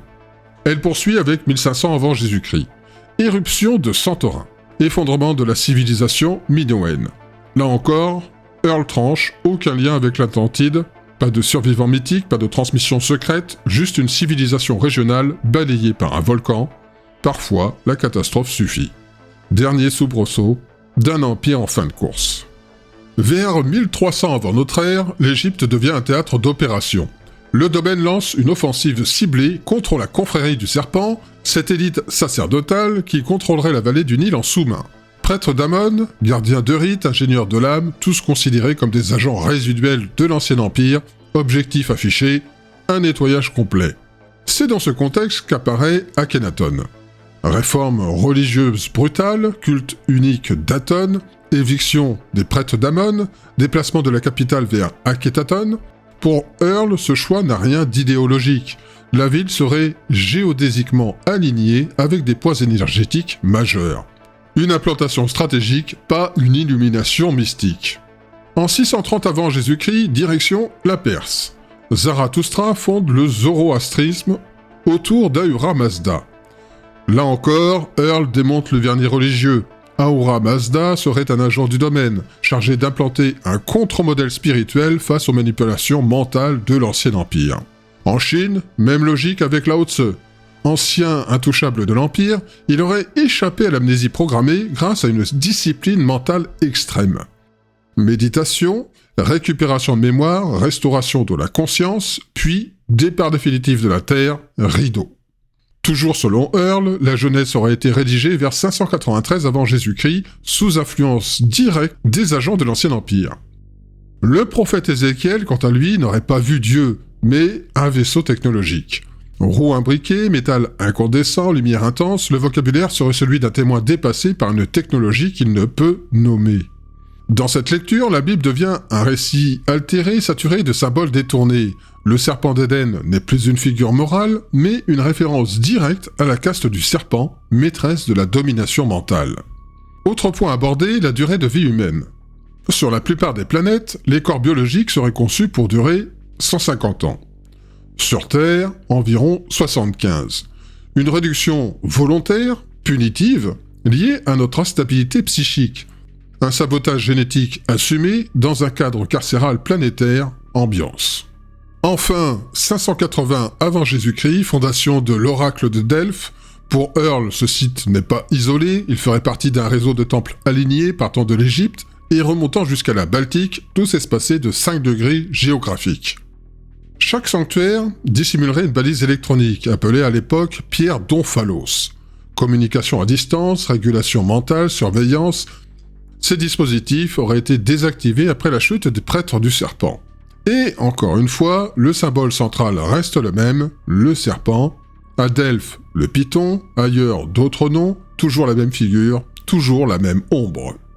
Earl conclut avec un détail qui fait réfléchir. Ces divinités reptiliennes, les crocodiles, les serpents, les dragons, ne sont pas réellement des reptiles. Non, c'est une illusion stratégique destinée à entretenir la peur et le mystère. Mais attention, ajoute-t-elle, ces dieux, entre guillemets, avaient des comportements, disons, pas toujours très humains. On se croirait dans un film de psychopathe galactique. Vers 500 ans avant Jésus-Christ, Earl affirme que Cyrus II, fondateur de l'empire perse achéménide, n'était pas qu'un souverain humain. Il serait la réincarnation, ou plutôt la redécouverte, du commandant suprême du domaine perdu lors d'une mission 5400 ans plus tôt. C'est cette origine cachée qui expliquerait son intelligence hors norme, sa stratégie éclairée et ses accomplissements politiques uniques. Le hic est que son identité originelle n'a jamais été réveillée. Il reste coincé dans son corps humain, amnésique de ses capacités et de sa mission. Pour localiser ses officiers réincarnés, le domaine utilise un appareil de détection conique, un scanner énergétique portatif, surnommé dans certaines traductions modernes seau, panier ou même sac à main. Ces objets apparaissent d'ailleurs dans les bas-reliefs sumériens, tenus par les fameux dieux ailés. Ceux-ci ne volaient pas avec des ailes, précise Earle. Ils naviguaient dans des véhicules ovoïdes ou circulaires, représentés par des ailes pour simplifier l'iconographie. Et dans leurs mains, le scanner pour identifier les Isbis prisonniers sur Terre. Elle évoque ensuite un groupe particulier, les Oannes, unité aquatique encore active aujourd'hui. Quand elles apparaissent hors des océans, avec leur combinaison argentée de plongée, les terriens ne voient que des poissons humanoïdes. Panique garantie, naissance de la légende. Mais ces Oannes ne sont pas hostiles. Leur mission, retrouver les membres perdus du corps expéditionnaire du domaine. Certains s'incarnent même dans des cétacés, des baleines et autres géants des mers. Star Trek 4, version extragalactique. Toujours selon Earle, les Anunnaki sumériens ne sont rien d'autre que les Néphilim bibliques. Des Isbis prisonniers sur Terre, vus comme géants ou demi-dieux. Un mythe pour cacher une défaite militaire et maintenir une amnésie collective. Allez, virage temporel, plus d'un millénaire après Jésus-Christ.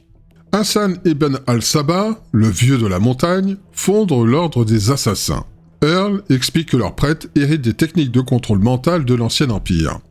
Le protocole est glaçant, de jeunes hommes sont enlevés, drogués, plongés dans un jardin paradisiaque artificiel, avec des fontaines de lait et de miel, des femmes nues et de la musique céleste. À leur réveil, on leur promet le paradis éternel, à condition d'accomplir leur mission.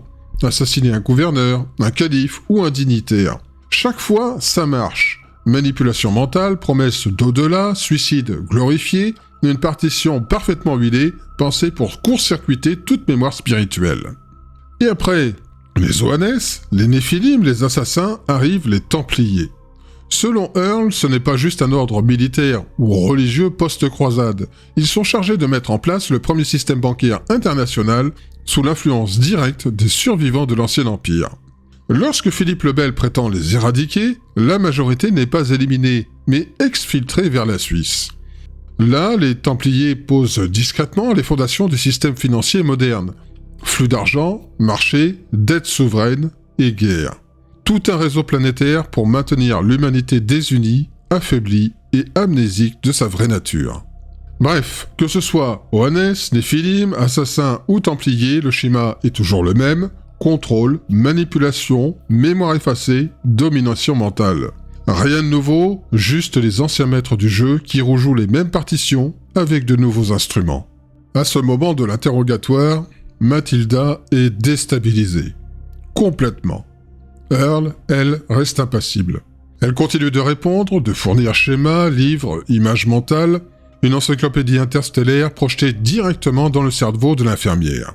Puis, vient le choc, la théorie de l'évolution démontée en direct. Selon Earle, il n'y a jamais eu de soupe primitive, ni de mutation aléatoire, ni de sélection naturelle lente transformant des cellules en poissons, puis en singes, puis en hommes. Tout cela est une fiction soigneusement entretenue. Nous ne descendons pas du primate. Le fameux chaînon manquant, il n'existe pas, il n'a jamais existé. Notre biologie, notre génétique, nos structures vitales, tout est conçu, programmé, implanté sur cette planète par des ingénieurs extraterrestres dont Earle elle-même aurait fait partie. Elle raconte. Il y a plusieurs milliards d'années, elle travaillait pour un laboratoire de biologie de pointe, l'Arcadia Regeneration Company. Son rôle, créer et livrer des formes de vie nouvelles, adaptées à chaque planète habitable. Mammifères tropicaux, oiseaux colorés, un reptile forestier, chaque espèce est calibrée pour la gravité, l'atmosphère, la densité et le taux d'humidité. La livraison interstellaire est incluse. Une start-up galactique de biodiversité. Earle est aussi pilote de reconnaissance. Elle éclaire les planètes, cartographie les zones, transmet les données aux ingénieurs, puis descend livrer ses créations biologiques au sol. tout fonctionne parfaitement jusqu'à l'apparition d'une corporation concurrente spécialisée initialement dans les fleurs et abeilles, mais qui évoluera vers des armes biologiques destructrices, virus planétaires, bactéries sabotant la pollinisation. Un peu comme une Monsanto galactique version apocalypse écologique. Alors oui, tout cela défie la raison, mais pour Earl, l'évolution, l'histoire, la religion, l'économie, l'écologie, tout cela n'est que le fruit d'un mensonge structurel destiné à maintenir les Isbis prisonniers de leurs conditions mortelles et amnésiques. Autre révélation. Il fut un temps où les êtres vivants se nourrissaient de lumière et de minéraux, sans chasse, sans mort, sans cruauté. Une multinationale galactique décide de rationaliser ce système, introduit la prédation. Oui, les carnivores sont une invention. Le résultat est une mort systémique, de la souffrance, de la peur, de la cruauté. Le paradis galactique est corrompu. Les espèces deviennent fragiles et mortelles, certaines disparaissent définitivement. Pour repeupler, on invente la reproduction sexuelle, un système chimico-électromagnétique appelé générateur de réponses cycliques qui pousse les êtres à s'attirer et se reproduire compulsivement. Pour les Isbis humains, l'onde est encore plus vicieuse, l'onde de la douleur sexuelle esthétique. Elle provoque une attraction irrésistible, mais piège les esprits dans leur corps, les empêche de se souvenir de s'éveiller. La sexualité devient un système de verrouillage, extase chimique avec facture spirituelle. Earl lève également un coin du voile sur le domaine. Au sommet, nous avons les Isbis supérieurs sans corps, libres, soumis uniquement à un code moral strict. Au milieu, nous avons plusieurs classes d'Isbis avec des fonctions spécifiques, incarnées temporairement dans des corps artificiels, biologiques ou technologiques. Les soldats sont des corps robotiques pilotés à distance, résistants mais sans individualité. Tout en bas, c'est nous. Les corps de chair, fragiles, souffrants, sensibles aux maladies, et selon Earl, capables d'émettre des gaz toxiques dans les vaisseaux. Un corps biologique touché au laser se transforme en vapeur toxique, pas vraiment idéal pour une guerre interstellaire. Imaginez un soldat terrien en pleine bataille. Attention, ne tirez pas, ça sent mauvais. À ce stade, le tableau dressé par Earl est pitoyable. Un univers jadis harmonieux, sabordé par l'introduction de la prédation, une biologie pervertie devenue piège mortel, une sexualité dévoyée, des hiérarchies qui perpétuent la souffrance, même chez ceux que l'on appelle les dieux. Mathilda, l'infirmière, peine à digérer ces révélations. Et franchement, qui l'en blâmerait? Pourtant, elle continue, elle note, elle écoute, elle scrute chaque détail. Parce que ce que raconte Earl, aussi invraisemblable que cela puisse paraître, résonne étrangement, comme un frisson familier ou une intuition que l'on croyait oubliée. Earl insiste sur les distances intergalactiques. Traverser une galaxie, ça va, mais passer d'une galaxie à l'autre, des milliers d'années, pour un corps biologique, c'est inutile, littéralement. Elle revient ensuite sur la création et le système de pensée universel. Tout ce qui existe, de la cellule au rayon de soleil, n'est que pensée incarnée. Les êtres spirituels, nous compris, ont le potentiel de retrouver leurs souvenirs enfouis. Earl espère que d'ici 5 ans, les Isbis pourront atteindre une autonomie relative, régler leur amnésie et reconnecter avec leur vraie nature. Alors, c'est pas encore fait, mais on dirait que c'est en cours. Il y a un hic cependant. Les criminels de la population terrestre, les politiciens, les militaires, les gouvernants, utilisent leurs joujoux favoris, les armes nucléaires, chimiques et les maladies, pour maintenir le chaos. L'ironie qu'une bombe est suffisante pour souffler l'atmosphère terrestre, le problème est réglé, dit Earl, sans sourire. Ensuite, il critique nos scientifiques, qu'elle qualifie de pataugeurs dans le flou, aveuglés par l'absence de l'étincelle spirituelle qui régit la création.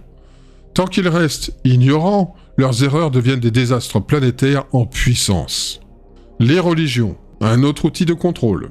Elles maintiennent les Isbis dans l'oubli de leur nature première, mais au-delà de tout ça, il y aurait encore un espoir si l'on dépasse superstition et surtout les dogmes. Earl révèle même des identités insoupçonnées. Nikola Tesla, par exemple, ne serait rien d'autre qu'un officier du domaine, incarné temporairement dans un corps humain pour mener des missions interplanétaires. Certains Isbis peuvent avoir plusieurs corps, biologiques ou artificiels, ou pas de corps du tout. Tesla, en doublette, opérait simultanément sur Terre et ailleurs. Quant à la Terre, elle n'intéresse personne, sauf pour ses ressources limitées. Le reste, c'est de l'histoire ancienne. Puis arrive la fin tragique de Earl. Lors du dernier entretien, elle annonce qu'elle va reprendre ses fonctions dans la station spatiale, mais que son corps artificiel expirera dans les 24 heures. Elle laisse son corps aux officiers pour analyse. Pas biologique, pas mécanique, totalement artificiel, issu de matériaux inconnus sur Terre, avec une technologie incompréhensible. Autant dire que si les militaires réussissent à percer ce mystère, ce sera un petit miracle. Son corps, précise-t-elle, est spécifique à son grade. Ses équipiers, eux, avaient des corps inférieurs, partiellement biologiques, et ils sont morts. Bref, le grade est égal à la survie, c'est simple, mais c'est un peu brutal. Les événements prennent ensuite une tournure digne d'un thriller militaire. 4 généraux et Charles Lindbergh lui-même interrogent Earl. Les procès-verbaux sont présentés, elle refuse de signer.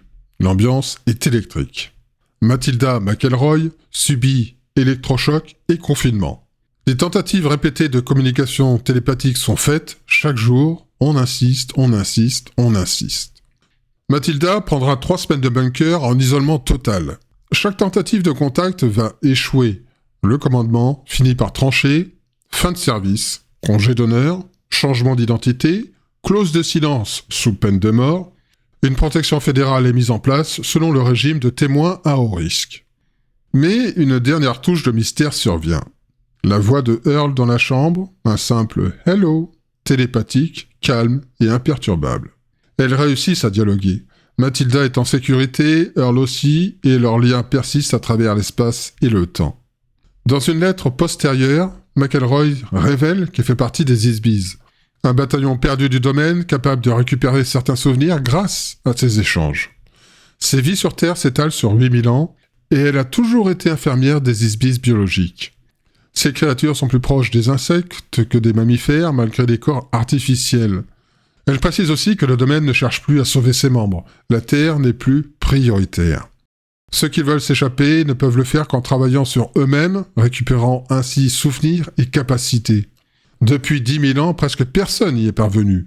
Seuls 2 ont réussi, Earl et Bouddha Gautama Siddhartha. Mais ces enseignements ont été remaniés, déformés, pervertis, perdant leur efficacité pour libérer de la prison charnelle. Enfin, Earl mentionne Scarl, une entité qui aurait communiqué avec McElroy pour souhaiter aux Terriens une éternité meilleure. Alors, quoi penser de tout ça ? Moi, je vois 3 options. C'est une pure invention éditoriale pour vendre des bouquins, pas de preuves, juste du storytelling bien emballé. L'option 2 est que c'est une intox orchestrée pour embrouiller les esprits avec un commanditaire inconnu. Et l'option 3, c'est une vérité cosmique. Earl et McElroy ont réellement existé et ces révélations sont exactes. Mais si c'est vrai, quelles parts sont de la désinformation et quelles parts sont de la réalité ? Et surtout, qui peut prétendre démêler l'un de l'autre dans ce labyrinthe ?